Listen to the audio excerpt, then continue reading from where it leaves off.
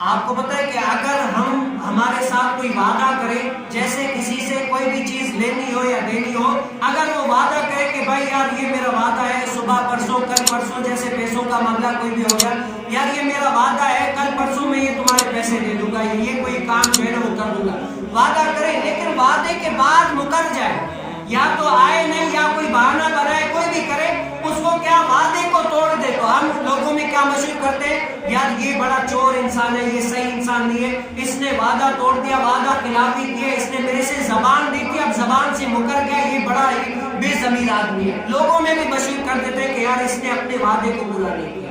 لوگوں میں مشہور کر دیتے ہیں۔ میں اور آپ دیکھیں قرآن کریم فرقان حمید میں ہے کہ ہم اپنے رب عز و جل سے روزانہ کتنا وعدہ کرتے ہیں، وَنَخْلَعُ وَنَتْرُكُ، ہر روز ہم فطر میں یہ پڑھتے ہیں وَنَخْلَعُ وَنَتْرُكُ، اور ہر نماز میں رب تعالیٰ سے دعا مانگتے ہیں اللہ میرے گناہ معاف فرما دے، اللہ میرے گناہ معاف فرما دے، اب آئندہ سے ہم سیدھا کام کریں گے، نیک عمل کریں گے۔ ہر نماز میں اگر اللہ تعالیٰ نے توفیق دیے پڑھتے ہیں تو ہر نماز میں رب تعالیٰ سے معافی مانگتے ہیں، وعدہ کرتے ہیں کہ اللہ آج کی بار معافی دیتے، اب وعدہ ہے کہ آئندہ ہم گناہ والے کام نہیں کریں گے، آئندہ ہم تیری نافرمانی والے کام نہیں کریں گے، لیکن کیا مسجد سے باہر نکلتے ہی وہ ہم وعدہ بھول جاتے ہیں۔ بتاؤ ہم وعدے کو پورا کر رہے ہیں یا نہیں کر رہے؟